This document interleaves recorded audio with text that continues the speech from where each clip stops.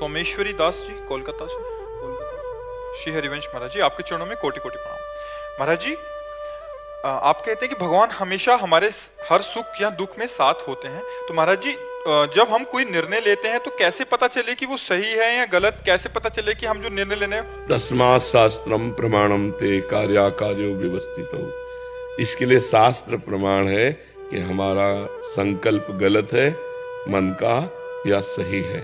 शास्त्रों का ज्ञान नहीं है तो सत्संग सुनो, सत्संग से पता चल जाएगा। और सबसे बढ़िया बात बता रहे हैं, आंतरिक कोई भी गलत कार्य होगा तो अंदर से एक आवाज आती है गलत है। आप लोगों को अनुभव होता है कभी? नहीं होता? वो भगवान अंदर अंतरात्मा में गुरु रूप से बैठे। जब आप कोई गलत कार्य करने की सोचोगे तो एक भय आएगा, एक शोक सा आएगा, अंदर यार गलत है, नहीं करना चाहिए, पर मनमानी करके हमसे वो करा लेता है। अगर एक सेकंड थोड़ा सा रुक कर अंतर की बात सुन लो तो आपको किसी से पूछने की जरूरत नहीं, आपकी अंतरात्मा ही गुरु है, वो आपको बता देगी ये गलत है और ये सही है। पर उसके लिए बहुत सूक्ष्म चिंतन चाहिए, नहीं तो मनी राम ऊपर से ऐसा फेंक देंगे कि आपको लगेगा कि अंतरात्मा की आवाज है। मन की मांग को हम अंतरात्मा की आवाज मानकर पापाचरण कर बैठते हैं।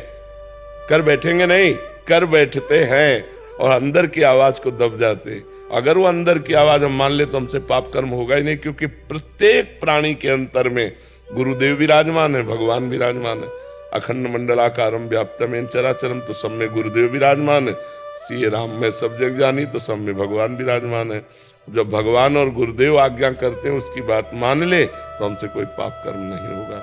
अगर इतना ज्ञान नहीं है तो शास्त्रों को पढ़ो, सत्संग सुनो, तो आपको पता चल जाएगा कि हमारा मन कौन सा गलत संकल्प करता है और कौन सा। वैसे तो बिना पढ़े लिखे भी पता चल जाता है कि गलत हमारा मन सोच रहा है या सही सोच रहा है। राहुल नागर जी, ग्रेटर नोएडा से। राधे राधे महाराज जी। महाराज जी, मेरे द्वारा जो भी गलत काम व पाप जाने अनजाने में हुए, उनका पश्चाताप कैसे करूं कि जिससे नई जिंदगी की शुरुआत हो? पढ़े लिखे हो, भागवत का पाठ कर डालो एक बार, और हर समय भगवान का नाम सुमिरन करो। और एक बार भागवत श्रीमद् भागवत महापुराण सर्व पापों का प्रायश्चित कराने में सर्व समर्थ है। घोर पापी वैश्यागामी नीच 7 दिन भागवत सुनकर परम पद का अधिकारी हो गया, धुंधकारी। स्पष्ट कलयुग में परम पद प्रदान करने के लिए भागवत गरज रही है। यदि आप संस्कृत पढ़ लेते हो जी महाराज जी, तो बहुत बढ़िया रहेगा। एक श्रीमद् भागवत गीता प्रेस से खरीद लो और रोज 1 अध्याय 2 अध्याय रोज पाठ करो, तुम स्वयं, हिंदी और संस्कृत दोनों का, और पूरी भागवत पढ़ डालो और फिर नाम जप करते रहो, तो आगामी पाप की संभावना नहीं रह जाएगी, पूर्व के सारे पापों का नाश हो जाएगा। और 30 मिनट नाम कीर्तन करो 24 घंटे में, 30 मिनट आधा घंटा ऐसा निकालो जो तुम्हें नाम प्रिय, उसका कीर्तन करो। नाम संकीर्तनम यस्य सर्व पाप प्रणाशनम।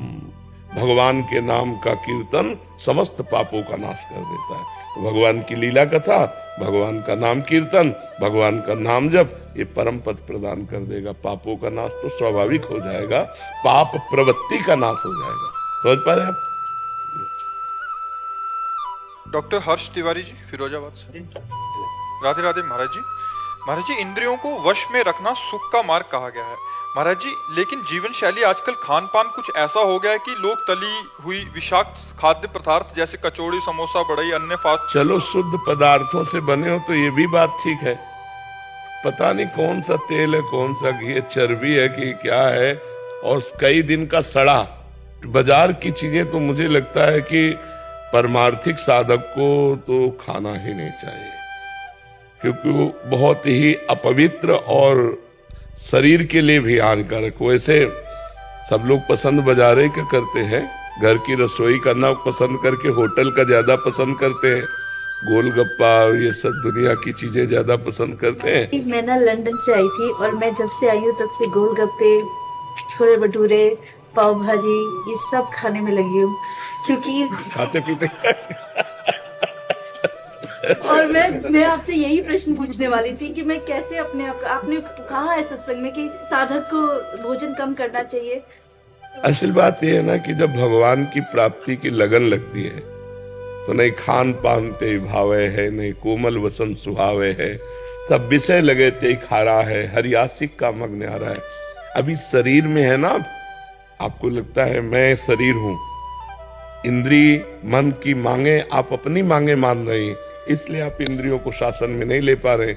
अगर थोड़ा सा ज्ञान हो जाए, आप दृष्टा भाव में आ जाए कि तो इंद्रियों की मांग है, मन और इंद्रियां मना कष्टान इंद्रियाणी प्रकृति स्थान कर सती, नहीं मुझे इसमें नहीं जाना।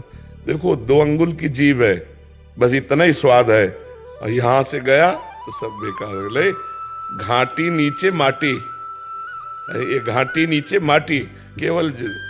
और अगर आपको सही बताएं, इनकी प्रक्रिया बनाते हुए देख लो, जलेबी जब बन के प्लेट में सामने आती है, लेकिन वो जलेबी वाला सीरा देखो, उसमें सैकड़ों मक्खी मरी पड़ी है, वो बस ऐसे निकाल दे।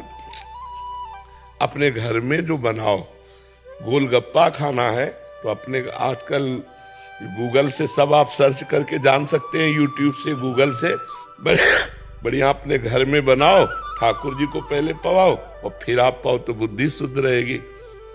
तो हमें लगता है कि मन को चराने की इंद्रियों के साथ जो आदत है, इसे धीरे धीरे कंट्रोल करें।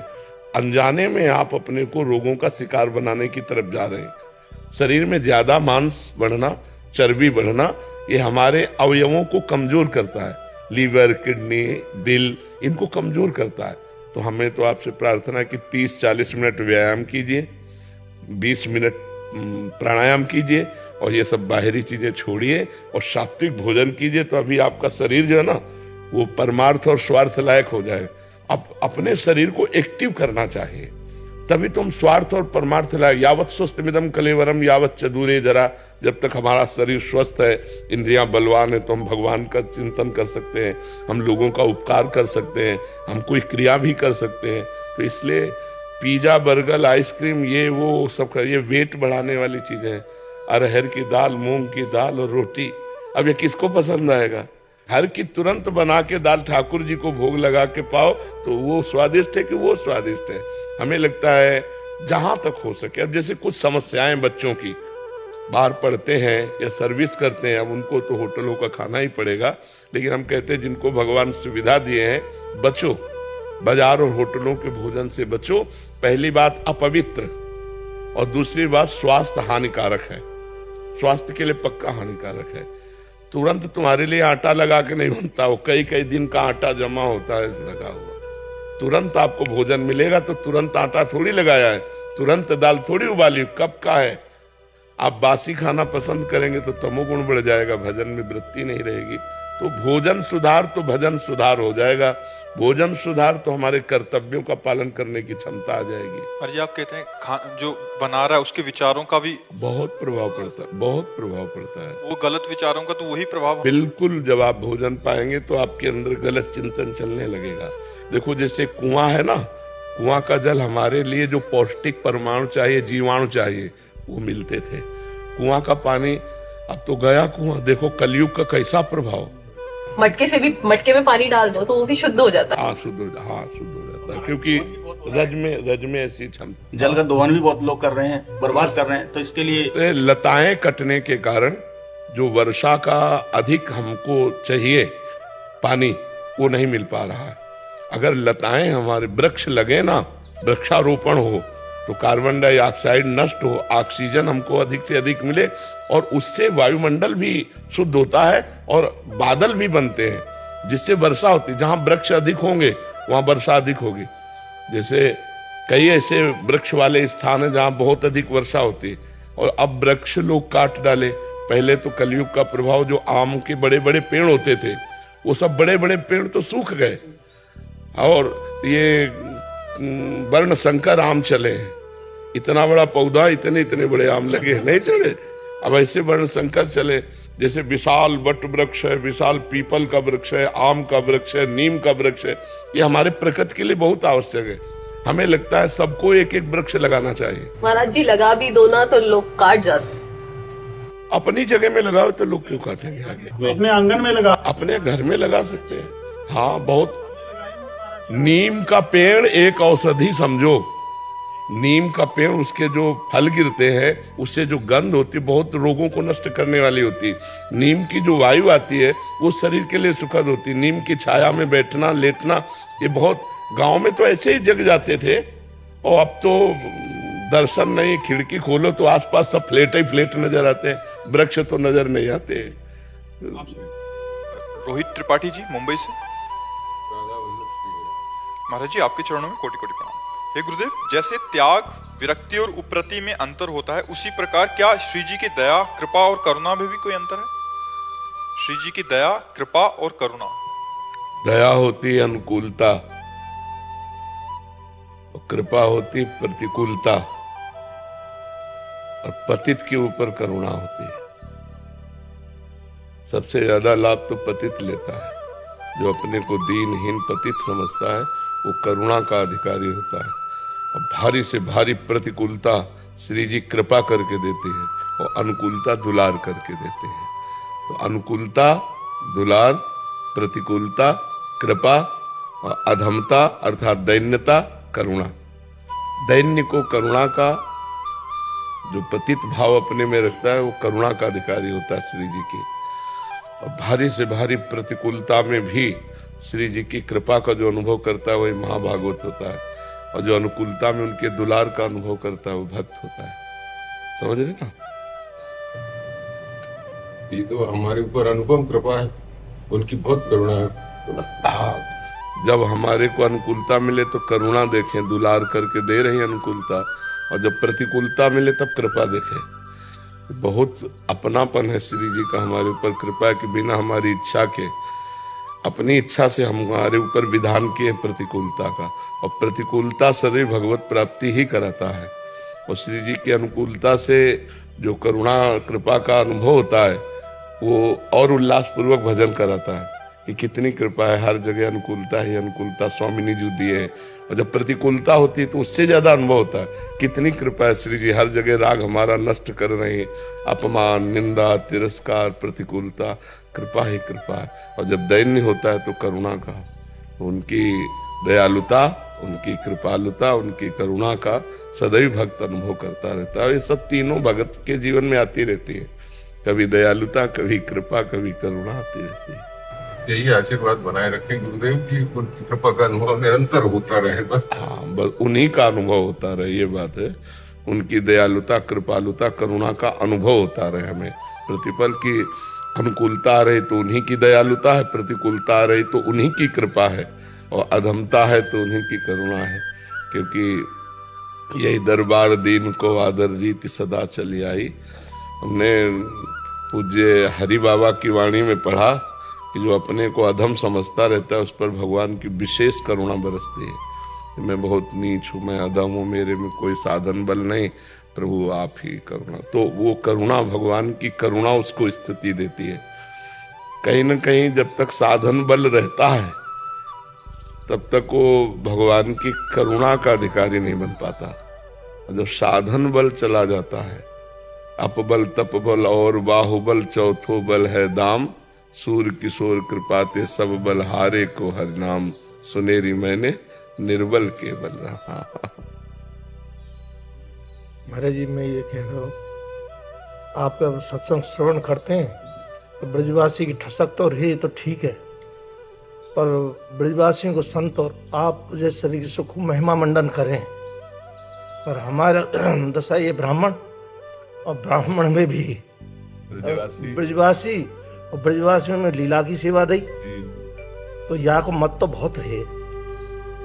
तो ब्रजवासियों के लिए कुछ संबोधन कर दिया करो। महाराज जी, भगवान के निज पार्षदों में जो मद होता है वो सांसारिक मद नहीं होता है, वो भागवतिक मद होता है। किसी भी ब्रजवासी से, अब जो बहुत बिलग हो तो बात अलग है, उनको लगता ठाकुर जी मेरे हैं।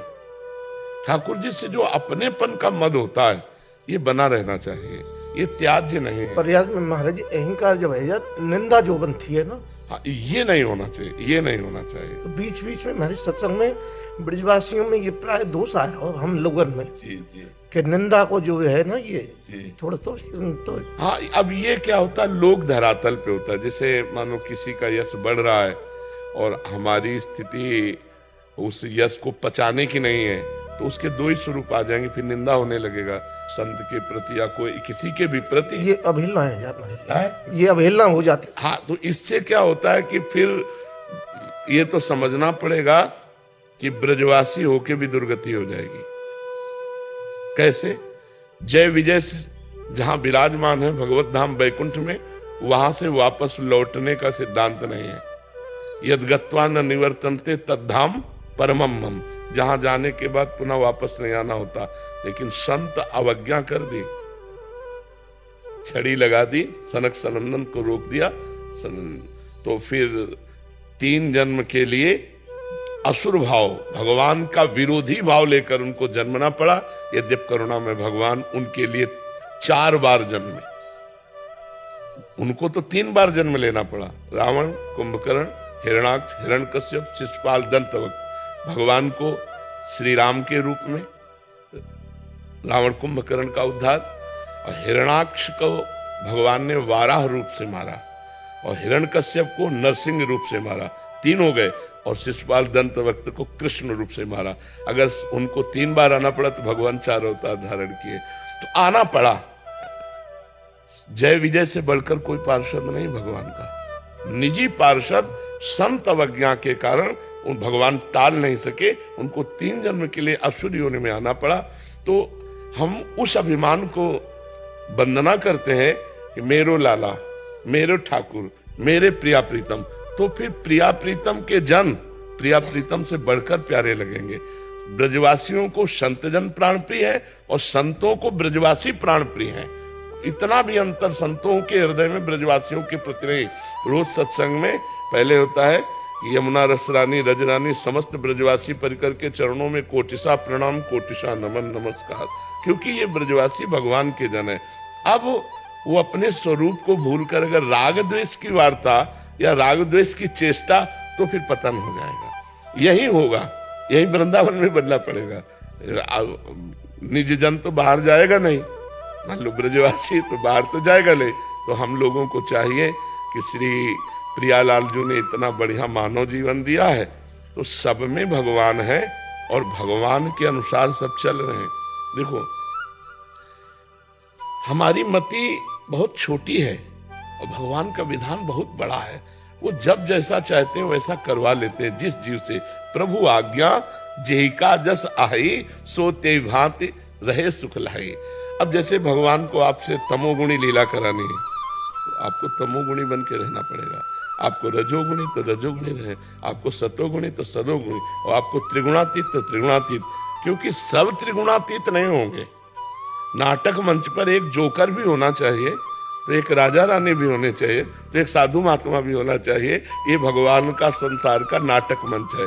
तो जो नाटक देखने वाला है उसको तो लगेगा कि ये थोड़ा बुरा आदमी है, लेकिन डायरेक्टर जानता बुरा नहीं है, बुराई का रोल कर रहा है। मैंने इसे बुराई का रोल दिया है, मैंने इसे राजा का रोल दिया है, मैंने इसे साधु का रोल दिया है, और सब अर्थ के लिए रोल कर रहे हैं। तो ऐसे भगवान की माया से सतोगुण रजोगुण तमोगुण, हम किसी की निंदा न करें, हम किसी की अवहेलना न करें, हम अपना काम बना लें।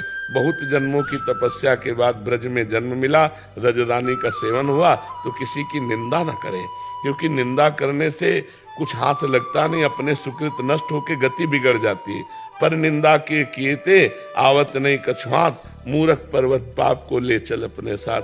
और यह कीर्ति जब बढ़ती है किसी की भी, तो अगर सैकड़ों नमन करने वाले होते हैं तो 10-20 तो निंदा करने वाले होते ही हैं, क्योंकि वो भी आदर करते हैं उस यश कीर्ति का। पर वो आदर उनका तमोगुण प्रधान होने के कारण द्वेष में बदल जाता है। अगर राग ना हो तो द्वेष हो ही नहीं सकता। तो वो भी कहीं ना कहीं आदर करते हैं, पर उसका आदर का स्वरूप वो सहन न करने के कारण वो द्वेषात्मक कर बैठते हैं। तो किसी की भी निंदा नहीं करनी चाहिए। ब्रजवासी भगवान के स्वरूप है और संत भगवान निज जन है। तस्मित जने भेदा भावान, भगवान और भगवान के जनों में अभेद दृष्टि रहती है। अभी महाराज जी आप परसों ही एकांतिक वार्ता में साधक का दिनचर्या के विषय में चर्चा हो रही थी। हम जो देख रहे हैं राधा केल कुंज का 40 वर्ष पुरानी स्मृति वापस आ रही है महाराज जी। पूज्य वेणु कुंज वाली महाराज जी, पूज्य वेणु कुंज यही दिनचर्या है महाराज जी। ऐसे ही 2 बजे सब को लगा दे और सत्संग जब सूर्योदय हो तो सत्संग का विश्राम हो जाता। जी हाँ, वही हम तो नजर न लग जाए कि राधा केलगंज को किसी कि हम जैसे लोगों की। और ऐसा वातावरण, दिव्य वातावरण आज देखने को प्राय नहीं। 1 मिनट का टाइम किसी साधक को नहीं, 24 घंटे में 1 मिनट। और महाराज सब इतने ब्रह्म, और हम तो पूज्य बाबा की इसकी कहेंगे, हम प्रश्नकर्ता इतने सुंदर प्रश्न नहीं दे सकते जी आप जितना सुंदर प्रश्न करते हैं जी। और बड़ी गहराई से। हम प्रश्नकर्ता इतना सुंदर प्रश्न नहीं कर पाएंगे, और उसका समाधान जब यहाँ से होता है तो उसके लिए तो मैं महाराज जी क्या कहूँगा। और ये सब पूज्य भाई जी और पूज्य बाबा की कृपा से है, जो उनकी जूठन मिली है पूज्य महापुरुषों की, वही हम बांट रहे हैं।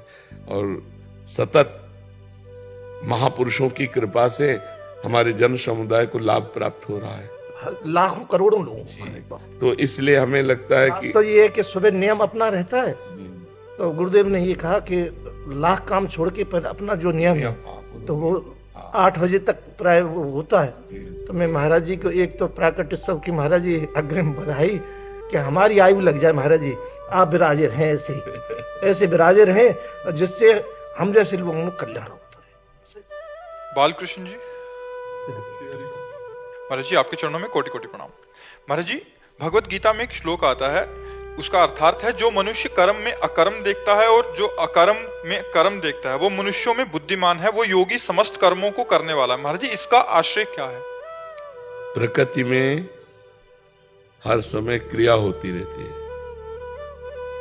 जो अकर्म में कर्म देखता है, मानो आप बैठे हैं कुछ नहीं कर रहे हैं लेकिन कर्म हो रहा है, अंदर देखो हो रहा है ना। मन ये भी प्रकृति का है, बुद्धि ये भी प्रकृति की है, चित्त ये भी प्रकृति का है, अहम ये भी अंतःकरण धर्म है। हर समय क्रिया हो रही, अकर्म में कर्म। आप कुछ कर तो नहीं रहे, अकर्म है बाहर से, लेकिन अंदर से देखो हो रहा है ना, हो रहा है। स्वीकृति है कि नहीं? हो रहा है ना। एक क्षण भी कोई बिना कर्म किए नहीं रह सकता। ये हुआ अकर्म में कर्म। अब कर्म में अकर्म ये कहां हो रहा है? प्रकृति में हो रहा है। तुम कौन हो? परमात्मा के अंश हो। तुम में कोई क्रिया हो रही क्या? समझ पा रहे? कर्म में अकर्म, अकर्ता। आप करता नहीं, गुणानुगुण वर्तनते। प्रकृति में ही क्रिया हो रही, परमात्मा में नहीं। आप परमात्मा स्वरूप हो, आप परमात्मा के अंश हो। तो कर्म में अकर्म और अकर्म में कर्म। बाहर से कोई क्रिया नहीं हो रही, अंदर से परीक्षण किया हुआ, अकर्म में कर्म। और जो क्रिया हो रही वो प्रकृति में हो रही, गुण गुण में बरत रहे, प्रकृति में बरत रही, परमात्मा में कोई क्रिया नहीं हो रही। समझ पा रहे ना? वही यथार्थ देखता है, सत्य विषय यही देखता है। सुदक्षिणा चक्रवर्ती जी कोलकाता से। राधा वल्लभ श्री हरिवंश महाराज जी आपके चरणों में कोटि कोटि प्रणाम। महाराज जी आशीर्वाद, वरदान और कृपा में क्या फर्क है, अंतर है? आशीर्वाद हृदय प्रसन्न हुआ और तुम्हारे लिए शुभ मंगल कामना की। वरदान तुमने तपस्या की, साधना की और मांग की, उसकी पूर्ति हुई। और कृपा भगवान की तरफ से अहेतु की होती है, इसमें कोई हेतु नहीं होता है। और कृपा का भीषण भी रूप हो सकता है, हाथ पैर भी टूट सकते हैं, आग में भी जलाए जा सकते हो। कृपा का ये भी स्वरूप हो सकता है। कृपा का भीषण और मृद दोनों स्वरूप हो सकता है। कुसुम से भी कोमल और वज्र से भी कठोर कृपा का स्वरूप हो सकता है। लेकिन आशीर्वाद मंगल, वरदान अपनी साधना का फल और कृपा अहेतु की। महाराज जी प्रतिकूलता कृपा कैसे हो सकती? प्रतिकूलता इसलिए कृपा होती है क्योंकि अनुकूलता में बंधता है जीव और प्रतिकूलता में मुक्त होता है। प्रतिकूलता में राग का नाश होता है। जब ऐसी परिस्थिति आ जाए कि आपके पास धन नहीं है और आपका शरीर भी अस्वस्थ है और आपसे कोई बात नहीं कर रहा, ये प्रतिकूलता ही तो है। तब किसकी याद आएगी? भगवान की। जब आपको बहुत प्यार करने वाले हैं, सब खान पान सामग्री तो किसकी याद आएगी? दोस्तों की, संसार की, भगवान की थोड़ी याद आएगी। प्रतिकूलता में भगवान की याद आती है, और भगवान की याद आना मंगल है, क्योंकि भगवान मंगल भवन है। इसलिए कृपा, प्रतिकूलता वो कृपा है जो बड़े बड़े बंधनों को एक क्षण में काट देती है और काट कर भगवान से जोड़ देती है, उसे प्रतिकूलता कहते हैं। तिरस्कार, अपमान, निंदा, निर्धनता, सब सुखों की हानि हो जाना, ये सब कृपा से होता है, क्योंकि इससे भगवान से चित्त जुड़ता है। और जब अनुकूलता, सम्मान, प्रतिष्ठा, धन बढ़ना, इससे संसार से मन, और संसार से मन जुड़ने का मतलब है संसार नाशवान, हमारा समय व्यर्थ गया। और भगवान से मन जोड़ने का मतलब अविनाशी, हमारा समय सार्थक हुआ। तो समय सार्थक हुआ, कृपा हो गई। समय व्यर्थ चला गया, हम कृपा से वंचित रह गए। इसलिए भक्तों ने, संतों ने इसे कृपा कहा है। जी हम तो सम्मान, यश, प्रतिष्ठा और जो अपने मनानुकूल होना, इसी को कृपा मानते हैं, बट इसको तो हम उस समय समझ ही नहीं आता। हाँ, तो इसीलिए भगवान अपनी तरफ से देते हैं, भी तुम्हारी चाह थोड़ी करते हैं, अपनी तरफ से देते हैं। जब भगवान कृपा करते हैं तो उसके सारे बंधनों को काट देते हैं। जहाँ जहाँ उसका बंधन होता है वहीं वहीं वो कुल्हाड़ चला देते हैं। फिर आखिरकार रो के भगवान की तरफ चलना पड़ता है। सारे दरवाजे बंद कर देते हैं, अपना दरवाजा खुला कर देते हैं। कृपा है, अगर वो कृपा ना करें तो हम इसी में फंसे रहें। लेकिन मरोगे तो तुम्हारे साथ क्या जाएगा? न सम्मान, न नाम, न बैंक बैलेंस, न घर, न मकान। तो धोखे में रहे कि नहीं रहे? स्त्री, पुत्र, परिवार, घर, मकान, बैंक बैलेंस सब आपका यही रह जाएगा, आपके साथ कुछ नहीं जाएगा। अगर कृपा हुई है तो दुख विपत्ति से पीड़ित होकर के आपने भगवान को पुकारा, भगवान को अपना माना, भगवान का भजन किया, अब आपका जन्म जन्मांतर तक कल्याण होता चला जाएगा। ये कृपा है भगवान की, जो भगवान की याद दिलाती है। बलिहारी है उस दुख की, बलिहारी उस विपत्ति की, बलिहारी उस अपमान की जो भगवान से जोड़ दे, और धिक्कार है उस सुख को जो भगवान को भुलवा दे। तो सार्थक है कृपा भगवान की, वही हमको भगवान की तरफ जोड़ती है। श्रद्धा जी लखनऊ से। राधा वल्लभ जी। श्री हरिवंश महाराज जी, सांसारिक जीवन में आने वाली उलझनों की वजह से मैं श्री जी की शरणागत पूर्ण रूप से स्थित नहीं हो पा रही हूँ। श्री जी की शरणागति में ही संसारिक उलझने शांत हो जाती हैं। आपको अगर संसारिक उलझने आने की वजह से शरणागत नहीं हो पाती, हम कहते हैं शरणागत होने से ही संसारिक उलझने शांत हो जाती हैं। कि अब जोई जोई प्यारो करे सोई मैं भावे, ये शरणागत तो क्या उलझन। महाराज जी, मन में द्वंद रहता है कि जो स्थिति आ रही है वो प्रभु की दी हुई जिम्मेदारी है, संसारिक आकर्षण। यदि ये प्रभु की दी हुई परीक्षा है तो इसे प्रेम और समर्पण में कैसे बदलूं, ताकि देखो अब उसके लिए ये समझना पड़ेगा कि मन की वासना है तुम्हारी या धर्म है। इसे देखना, इसे खुद देखना पड़ेगा। अब ये तो नहीं कोई जानता कि तुम्हारे मन में जो चल रहा है वो वासनात्मक चल रहा है या धर्म में चल रहा है। तुम्हें देखना, तस्मात् शास्त्रम प्रमाणन्ते कार्याकार्यो व्यवस्थितो, शास्त्र के अनुसार कार्य और अकार्य की व्यवस्था की गई है। यदि शास्त्र कहता है ये नहीं करना चाहिए तो पाप है, मत करो। शास्त्र कहता है ये करना चाहिए, वो धर्म है, जरूर करो। तो ये तुम्हें जांचना होगा न्यायाधीश बनकर कि मेरा मन सही निर्णय कर रहा है या गलत निर्णय कर रहा है।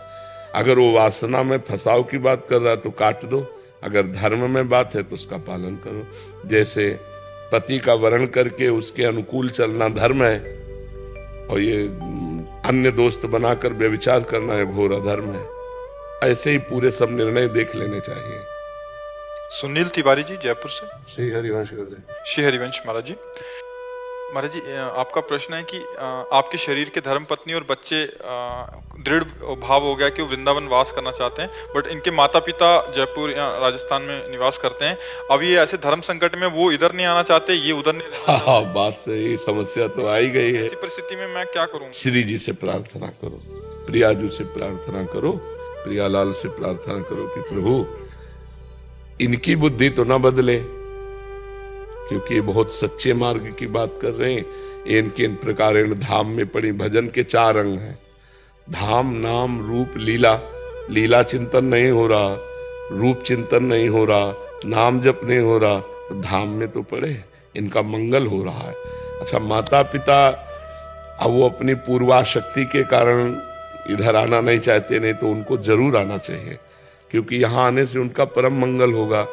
नहीं कुछ करेंगे, धाम में पड़े, भगवान की कानों में चर्चा पड़ रही, जय जयकार सुनने को मिल रहा है, कहीं ना कहीं तो कथा वार्ता होती ही रहती, नाम की ये तो परम पावन धाम है। तो भगवान से प्रार्थना करो कि माता पिता की बुद्धि बदल दे। पत्नी और बच्चों का तो बहुत सुंदर निर्णय धर्ममय है। माता पिता का मोह वशात पूर्व संस्कारवश उनको अपना जन्म स्थान, वो अपना कर्म स्थान यही पवित्र रखता है। अब इनको दीवालों को छोड़कर मैं मोह का कारण, तो इसलिए भगवान से प्रार्थना करो। इससे क्या गुरुदेव, अकेला ही बेटा हूँ मैं, तो मतलब माता पिता को भी नहीं छोड़ा जा सकता, बिल्कुल बिल्कुल ठीक बात है। और जब वो अपने हठ में रहे तो फिर अपने पक्ष को करो कि जब तक वो है तब तक उनकी सेवा करो, और जब उनका शरीर पूरा हो जाए तो धामवास करो। महाराज जी को अभी सक्षम है, वो अपना कार्य खुद करते हैं सब कुछ, तो हम ऐसा सोच रहे हैं कि हम यहाँ आ जाएं, और जब वो सक्षम ना रहे तो हम उनको फिर यहाँ ले। हाँ, ये भी बहुत सुंदर बात है। अगर वो अपनी सेवा कर पा रहे हैं तो करने दीजिए, रहने दीजिए। और जब ऐसा लगे तो बहुत सुंदर निर्णय करने की उनको यहाँ ले आएंगे। पहले सोचा गुरुदेव क्या था, अभी बहन थी, अभी 2 महीने पहले शादी हुई, उनके साथ छोटी बहन रह रही थी, तो दोनों चीजें एक साथ हुई, बहन का भी जा रहा, वो भी अकेले हुए, और इधर तो उनको आ जाना चाहिए ना, बहू के साथ आना जाना, वृंदावन आ जाना, और भगवान के ऊपर छोड़ दो।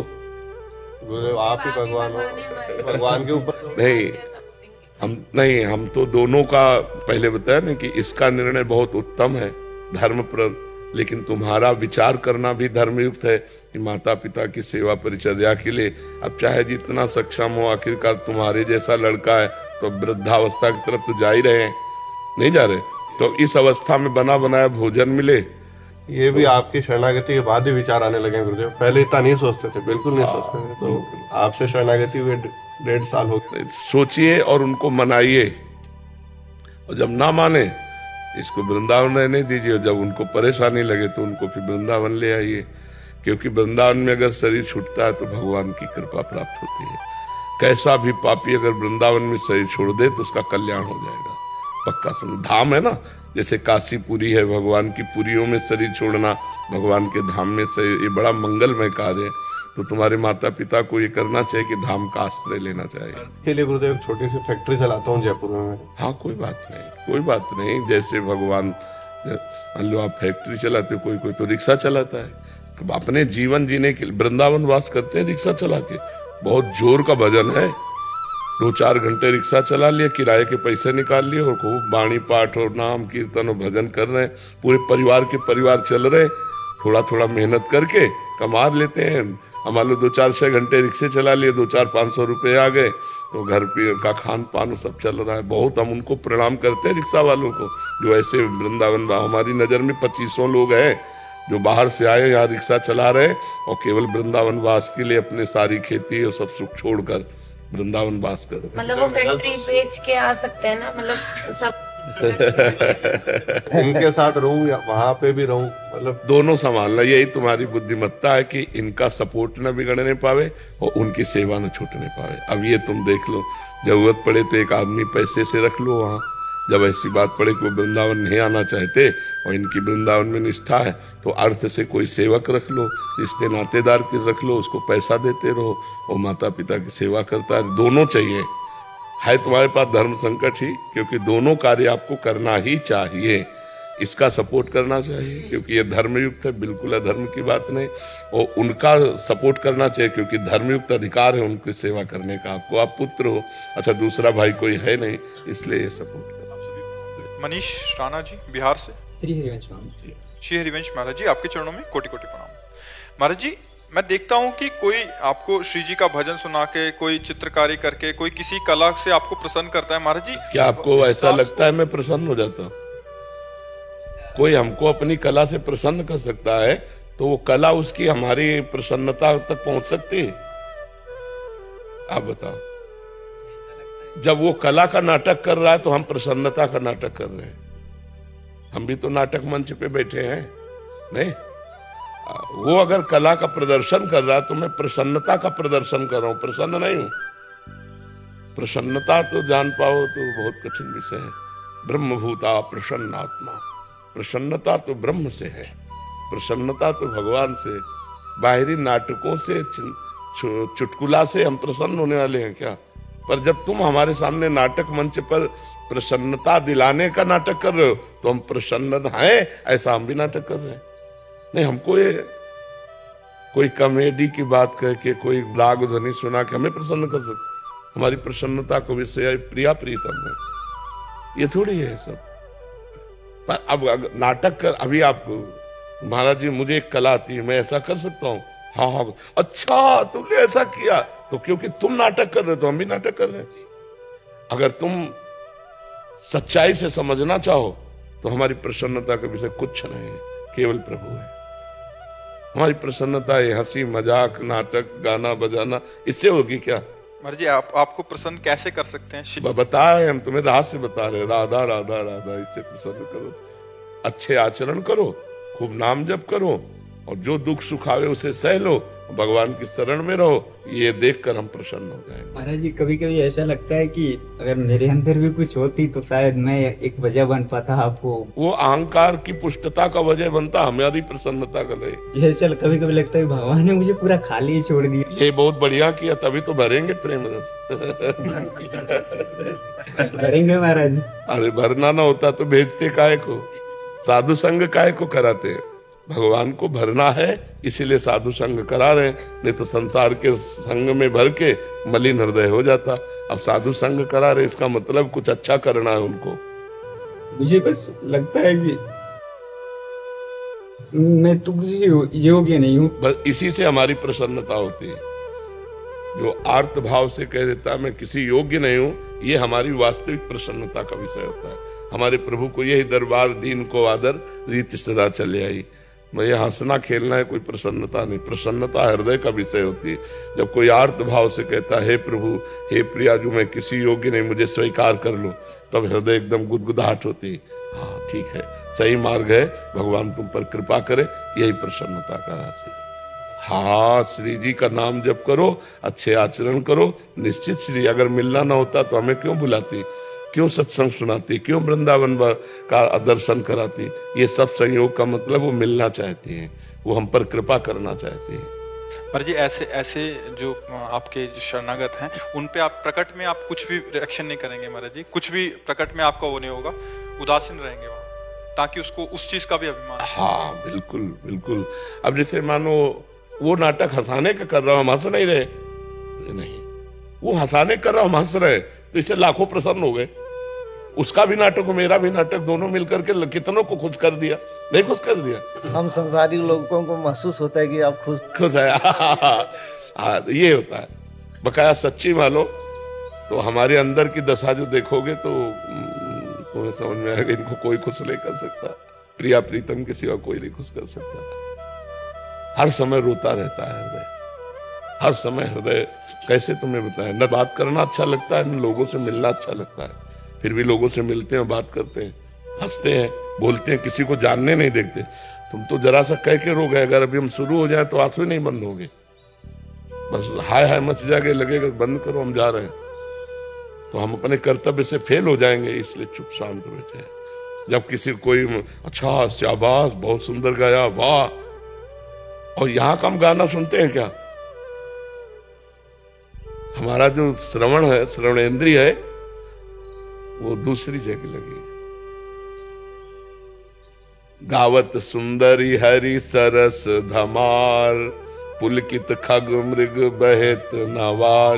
प्रिया प्रीतम गान कर रहे, खग मृग पशु पंछी मौन परम हंस की तरह सुन रहे। अद्भुत वृंदावन, अद्भुत तेजो में प्रिया, वहां हमारा मन है। तो जैसा जब भगवान अवतार लेते हैं, उनको कुछ कर्म चाहिए क्या, उनको कोई फल चाहिए क्या? वो भी कर्म करते हैं, वैसे ही लीला करते हैं भगवान। तो हम लोग भगवान के दास हैं, वैसे ही कोई चाहता है मैं महाराज जी को प्रसन्न करूं, तो मैं प्रसन्न होकर दिखाऊंगा कि मैं प्रसन्न हो गया। वो संसारी आदमी है, और वो आया है केवल इसी बात के लिए कि मैं इनको प्रसन्न करूं। तो हम अनजाने बन करके उसके सामने ऐसा रोल करते हैं कि मैं बहुत प्रसन्न हुआ तुम्हारी सेवा से, समझ रहे लगे? यशपाल सिंह जी मथुरा से। राधे राधे महाराज जी, आपके चरणों में कोटि कोटि प्रणाम। महाराज जी, ऐसा भ्रम या शंका मन में उत्पन्न होती है कि जैसे कि मैं एक गृहस्थ हूँ एवं सरकारी नौकरी करता हूँ, कहीं आध्यात्मिक मार्ग या भक्ति मार्ग पर चलने से अपने पारिवारिक व राजकीय दायित्व पूरा करने में समस्या ना आ जाए। नहीं, बहुत बढ़िया होगा आपका, तो बहुत छोटा पद होगा। अम्बरीश जी चक्रवर्ती सम्राट थे, भागवत में पढ़ कर देखिए। हेलो, आप एक प्रांत का पद होगा, वो तो पूरे चक्रवर्ती सम्राट राजाओं के ऊपर भी महाराजा बादशाह अम्बरीश जी और भगवान के महान भक्तों में सर्वसिद्ध, मतलब दुर्वासा जी फेल हो गए उनके आगे, उनकी भक्ति और की महिमा के आगे दुर्वासा जी का तप फेल हो गया। अगर भक्ति अपने कर्तव्य से च्युत करती तो फिर ये कैसे हो सकता था? भक्ति और बल देती है, अपने कर्तव्य पालन में और प्रवीणता देती है। ये बात हमको समझनी होगी। हम माँ से ऐसे माँ समझकर प्यार करते हैं, लेकिन जब भक्ति संबंध से प्यार करेंगे तो माँ को भगवान समझकर प्यार करेंगे। पिता को ऐसे पिता मानकर प्यार करते हैं, और जब भक्ति भावना आएगी तो पिता को भगवान समझकर प्यार करेंगे। अभी राजकीय विभाग को राजकीय विभाग मान के कर रहे हैं, फिर आप भगवान की पूजा मान के करेंगे कि मेरी यही कर्तव्य पूजा है जो भगवान ने मुझे विभाग दिया है। नाम जप कर रहे हैं और धर्म पूर्वक अपने कर्तव्य का पालन कर रहे हैं, और परिवार का भगवान के भाव से पोषण कर रहे हैं। बहुत बढ़िया भक्ति तो बहुत बढ़िया जीना सिखाती है। ये महाराज जी ब्रह्मवश कभी कभी ऐसा लगता है कि नहीं कहीं ऐसा ना हो, तो इसीलिए आप समझ लो कि आपके परिवार में 2, 4, 10 लोग होंगे, हमारे परिवार में 1000, 1500 लोग हैं। 2, 4, 10 बच्ची बच्चा होंगे, यहाँ देखो ना सैकड़ों की संख्या में बच्ची बच्चा और सब अलग अलग घरों से आए हुए। तो मतलब आपको तो 2 बच्चा संभालना मुश्किल पड़ जाएगा। अगर एक बच्चे से कहोगे मोबाइल नहीं तो तुम्हारी आज्ञा का उल्लंघन कर देगा, और यहाँ मोबाइल नहीं तो आजीवन टच नहीं करेगा। सब पढ़े लिखे बच्चे हैं, है नहीं? अच्छा, आपको जिम्मेवारी कितनी संभालनी है? हमारी दिमाग की जिम्मेवारी है, नहीं? इसका दिमाग ना फेल हो, उसका दिमाग ना। हम दिमाग पर खेलते हैं, सबके दिमाग पे खेलते हैं। तुम बाहरी व्यवहार पर खेलते हो और हम तुम्हारे दिमाग पर खेलते हैं। आज के बाद ये नहीं करूंगा, अब ऐसा चलूंगा, अब ऐसा चलूंगा, बाबा ने ये बोला है, अब ऐसा चलूंगा। ये छोटी मोटे कार्य थोड़ी, ये भक्ति की महिमा है। भक्ति करने वाला वास्तविक कर्तव्य का पालन कर पाएगा। जैसे आपको कोई 100 रुपया दे, हमारा एक काम कर दो, और आप भक्त हो तो आपकी तुरंत आएगा नहीं, भगवान के द्वारा जो राजकीय विधान से हमें मिलता है उसी से भरण पोषण होगा। अगर तुम्हारा कार्य करने योग्य है तो मैं ऐसे ही कर दूंगा, और करने योग्य नहीं तो तुम करोड़ों रुपया दो तो भी नहीं करूंगा। ये तुम्हारी जिद हो जाएगी। ऑफिसर आपसे कुछ गलत कराना चाहता है तो आप अभी इस्तीफा ले लीजिए, मैं गलत नहीं करूंगा क्योंकि मैं भगवान का भक्त हूं। मतलब एक आपका अलग स्वरूप आ जाएगा। अभी एक नौकरी छूट गई तो जीऊंगा कैसे? तो फिर आपके अंदर आएगा कि मैं भगवान का जन हूं, गलत नहीं करूंगा, चाहे भीख मांग के खाना पड़े, गलत नहीं करूंगा। ये भक्ति आपको पुष्ट कर देगी, निर्भय कर देगी, निर्लोभिता, कर्तव्य पालनता। भक्ति बहुत बड़ा सद्गुण है, कर्तव्य का पालन। अगर मैं भगवान ने कर्तव्य दिया तो हम आपको भगवान मानकर, मेरे भगवान इतने रूपों में आए और उनसे प्रेम से बात करते हैं, जो भगवान बुलवाते हैं उत्तर दे देते हैं। अपने अपने कर्तव्य का सम्यक रूप से पालन भक्ति सिखाती है। भक्ति कर्तव्य छुड़वाती नहीं है, भक्ति पुष्ट करती है। और भक्ति के पुत्र हैं ज्ञान और वैराग्य, ये भक्ति के ही पुत्र हैं। तो जितने ज्ञान से आपका काम चलना है, जितने वैराग्य से आपकी भक्ति पुष्ट होनी, उतने ही भगवान देंगे। गृहस्थी ना एक से एक महान भागवत, एक से एक महान भागवत, मतलब एक से एक महान भागवत गृहस्थ में हुए। हमें लगता है विरक्तों से ज्यादा गृहस्थ में महाभागवत हुए। भक्तमाल अगर पढ़ी जाए तो विरक्तों से ज्यादा गृहस्थ महान उत्तम स्थिति को प्राप्त हुए। पर बहुत जोर की भगवान की भक्ति उनके हृदय में। चीदर चिदरानी जी नाम के एक भगत भक्तमाल जी में आते हैं, तो पीपा जी और सीता सहचरी जी उनके यहाँ दर्शन करने गए, उनकी भक्ति की महिमा सुनकर। उनकी हालत ये थी कि संत जन आते रहते थे तो सब तो अर्थ नहीं रह गया था, घर में खाने को नहीं रह गया था, दरवाजा खिड़की नहीं रह गए थे, वो भी उखाड़ के बेच चुके, संत सेवा कर चुके थे। अब जब पीपा जी सीता सहचरी आई तब चीदर जी अपनी पत्नी से चिदरानी जी से कहा, आज संत भूखा जाएगा क्योंकि कोई उधार देगा नहीं और घर में कुछ है नहीं जो बेच दे। तो आज हमारा नियम टूट जाएगा कि संत कभी भूखा दरवाजे से नहीं जाना चाहिए। और इतने बड़े संत पीपा जी सीता सहचर है, तो उनकी पत्नी ने जानो क्या कहा, भूखे नहीं जाएंगे, हमारा एक वस्त्र है शरीर में, कुछ देखने लायक है, मतलब थोड़ा ठीक है, क्योंकि चीदर जी की तो फटी द्रुपटी धोती लपटी हुई थी तन में। उन्होंने अपना वस्त्र उतार दिया और कहा बाजार में बेच दो, चना गुड़ तो मिल जाएगा, कुछ तो मिल जाएगा, भूखे तो नहीं जाएंगे। भगवान की कृपा से वो बिक गया तो उसी का दाल चावल लाए, बनाया और रज के पात्र में जब उनके सामने, तो सीता से चले जिनका भक्ता, इनको भी बुला लो यहीं। तो उनका नहीं, मैं बुला के लाती हूँ। अंदर गए तो देखा रसोई में निर्वस्त्र बैठे, आंखों से आंसू चल रहा है, मुख से भगवान का नाम चल रहा है। सीता सहचरी समझ गई घर की हालत देख के, और तो उनका सखी तुम निर्वस्त्र क्यों बैठी हो?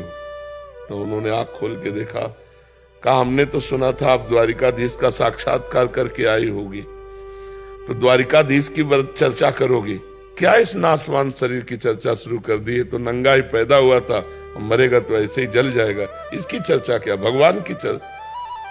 कितने महान भक्त। सीता सहचरी जी लौट के आई, पीपा जी के पास, कान में बताया कि हम तो समझते थे कि राजरानी है, महल सब कुछ त्यागा, लेकिन इनके त्याग के आगे हमारा किनका भी त्याग नहीं है।